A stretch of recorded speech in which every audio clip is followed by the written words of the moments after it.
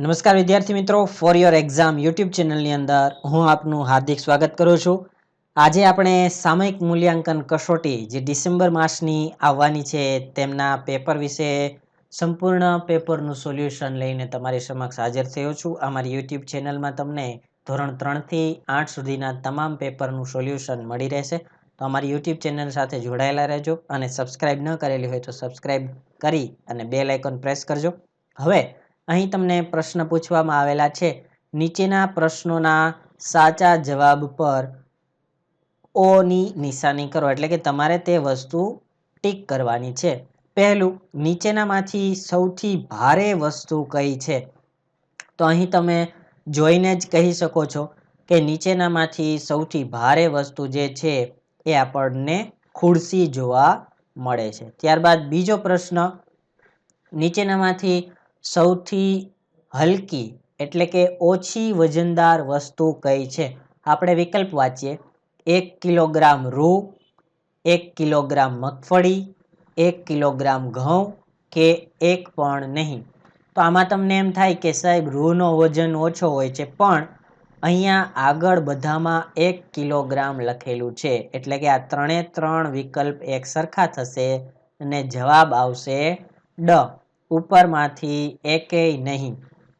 ત્રીજો, 2 કિગ્રા ખાંડ આપવા કયા વજનિયાનો ઉપયોગ થશે? તો અહીંયા તમે જોઈ શકો છો બધામાં કિલોગ્રામ લખેલા છે, તો તમે તરત જ જોઈને કહી શકો છો કે બ માં જે આપેલું છે તમને 2 કિલોગ્રામ વજનિયાનો તમે ઉપયોગ કરશો. ત્યારબાદ વિદ્યાર્થી મિત્રો, ધોરણ 3માં ભણતી પૃથાનું વજન અંદાજે કેટલું હશે? આનો જવાબ તમારે મને કમેન્ટ દ્વારા જણાવવાનો છે, જેથી હું તમારા પરીક્ષા લઈ શકું. આપણે આગળ ચર્ચા કરીએ. નીચેનામાંથી અડધા કિલોગ્રામ કરતા ઓછા વજનવાળી વસ્તુ કઈ છે? તો હવે તમારે અહીંયા જોવાનું છે કે ઓછું વજન કેનું હશે? તો ખાટલો જે છે એ પણ બહુ વજનદાર હોય છે. અહીંયા તમને વજનિયું આપેલું છે તો એમાં લખેલું છે 1 કિલોગ્રામ, તો આ પણ અડધા કિલા કરતાં વધારે છે. ટેબલ આપેલું છે તો ટેબલનો વજન પણ સૌથી વધારે છે. તો પાછળ બચ્યો એક જ વિકલ્પ કે પેન્સિલ જે છે એ પેન્સિલ અડધા કિલોગ્રામ કરતાં ઓછી વજનવાળી વસ્તુ છે. આગળના પ્રશ્ન વિશે ચર્ચા કરીએ. કોઠામાં બનાવેલ વસ્તુ અને તેના વજનને આધારે નીચેના પ્રશ્નોના જવાબ આપો. તો તમને પેપરમાં એક કોઠો આપેલો છે, કોઠાની સામે એક બાજુ વસ્તુ આપેલી છે અને તેનો વજન આપેલો છે. તો આપણે પ્રશ્નો સાથે તે વસ્તુ હવે આગળ સમજતા જઈએ. તો જેમાં 11મો પ્રશ્ન આપેલો છે, ઘઉં અને ગોળ બંનેનું વજન કેટલું થશે? તો અહીંયા તમે જોઈ શકો છો ઘઉંમાં 5 કિલોગ્રામ અને ગોળમાં 8 કિલોગ્રામ. તો તમે આ રીતે લખી શકો છો, 5 વત્તા 8 બરાબર 13 કિલોગ્રામ વજન થશે.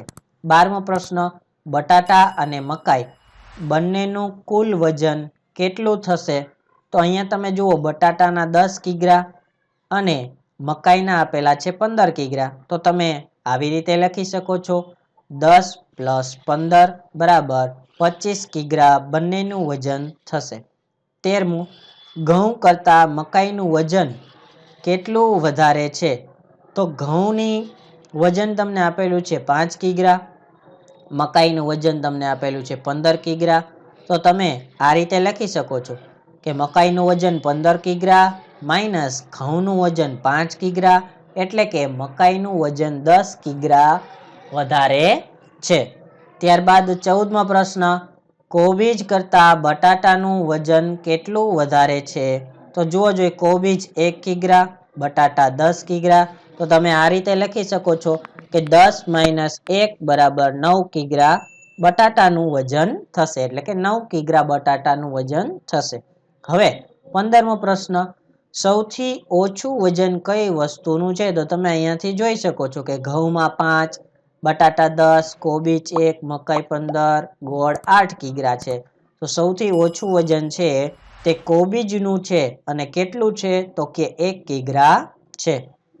હવે વિભાગ અ અને બ ની સાથે સાચી રીતે જોડવાના છે. તો અહીંયા મેં તમને સીધા સામે જવાબ આપેલા છે. શરીરનું વજન કરવા માટે તમારે 4 નંબર ઉપર ટીક કરવાનું છે. અહીંયા તમે ઘણી વખત સ્કૂલમાં પણ તમે અહીંયા ઊભા રહી અને વજન માપતા હશો તમારો પોતાનો. બીજું, સોના ચાંદીના ઘરેણાનું વજન કરવા માટે આ પેટીવાળું તેમાં વજન કરવાનો કાંટો હોય છે. ત્યારબાદ ત્રીજું, શાકનું વજન કરવા માટે તમે ઘણી વખત તમારા મમ્મી સાથે શાક બજારે લેવા ગયા હોય તો ત્યારે તમને આ વસ્તુ ત્યાં જોવા મળે છે. તો વજન કાંટો હોય છે તે.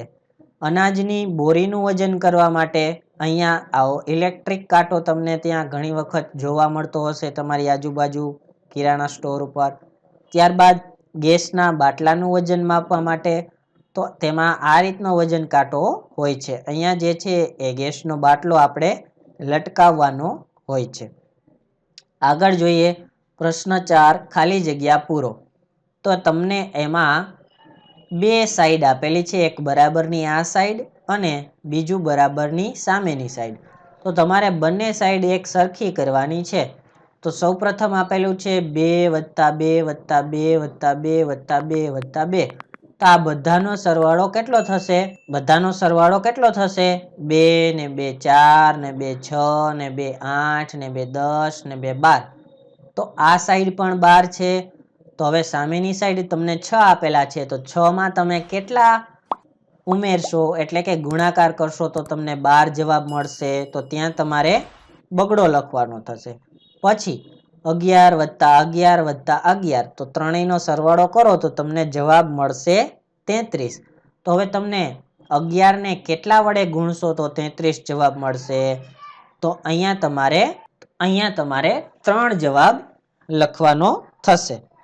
ત્યારબાદ એક ચોકલેટના 2 રૂપિયા હોય તો 8 ચોકલેટની કિંમત ખાલી જગ્યા થાય તો તમારે ત્યાં 16 થશે. કેવી રીતે? તો તમારે દાખલો ગણવો હોય તો 2 × 8 તમે કરશો તો તમને જવાબમાં કેટલો મળશે? 16 જવાબ મળશે. ત્યારબાદ તમને આપેલું છે 3 × 8, તો તમને સિમ્પલ ગુણાકાર પૂછેલો છે, જવાબ આવશે 24. હવે 20મો પ્રશ્ન, 7 વખત 1 એટલે અહીંયા તમારે શું જવાબ લખવાનો છે? પહેલા એકડો લખવાનો અને ત્યારબાદ ગુણાકાર કરી અને 7 લખવાના. આગળ પ્રશ્ન જોઈએ. નીચેની પેટર્ન આગળ વધારો. અહીંયા તમને અલગ એક પેટર્ન આપેલી છે, તો કે 2 પછી તમને 4, 4 પછી 6, 6 પછી 8. તો તમે અહીંયા માર્ક કર્યું હશે તો તમને આ બધી સંખ્યામાં 2 2નો વધારો જોવા મળે છે. તો આપણે પણ આગળ સંખ્યા વધારવાની છે. 8માં 2 ઉમેરો તો 10 થાય, 10માં 2 ઉમેરો તો 12 થાય અને 12માં 2 ઉમેરો તો 14 થાય. આ પહેલો પ્રશ્ન પૂરો. પછી 3, 6, 9 અને 12. તો અહીંયા પણ તમને એક જ સંખ્યા બધામાં વધતી હશે. તો કેટલી સંખ્યા વધે છે? 3 સંખ્યા બધામાં ઉમેરાતી જાય છે. તો હવે 12માં 3 ઉમેરીએ 15 થશે, 15માં 3 ઉમેરીએ 18 થશે, 18માં 3 ઉમેરીએ તો 21 થશે. પછી આગળ જોઈએ તો 6માં આપણે ઉમેરીએ છીએ તો 12, અમુક સંખ્યા ઉમેરી તો 12 થશે, 12માં અમુક સંખ્યા ઉમેરી તો 18 થશે, 18માં અમુક સંખ્યા ઉમેરી તો 24 થશે. તો આમાં પણ એક જ આંકડો બધામાં ઉમેરાય છે, તે તમે કાઉન્ટ કરશો તો તમને ખ્યાલ આવશે. તો 18માં 6 ઉમેરો તો 24 થશે, 24માં 6 ઉમેરો તો 30 થશે, 30માં 6 ઉમેરો તો 36 થશે અને 36માં 6 ઉમેરો તો 42 તમને જવાબ મળશે. પછી આગળ જોઈએ તો 10 પછી સીધા 20, 20 પછી 30, 30 પછી 40. વિદ્યાર્થી મિત્રો, આમાં કઈ સંખ્યા હોઈ શકે છે? તો તમને બધાને ખ્યાલ પડી ગયો હશે કે આની અંદર 10 10નો વધારો થાય છે. તો હવે 40 પછી તમારે 10નો વધારો કરી અને સંખ્યા 50, 50માં 10 ઉમેરી તો 60 અને 60માં 10 ઉમેરીએ તો 70 જવાબ મળશે. અને પેપરનો છેલ્લો પ્રશ્ન, જેમાં 20 પછી સીધા 40, 40 પછી સીધા 60, 60 પછી 80. તો અહીંયા તમે કેટલાનો વધારો જોયો? તો કે આ બધી સંખ્યામાં 20 વધારો કર્યો છે. તો હવે 80માં 20 ઉમેરીએ તો 100 થશે, 100માં 20 ઉમેરીએ તો 120 થશે અને 120માં 20 ઉમેરીએ તો 40 થશે.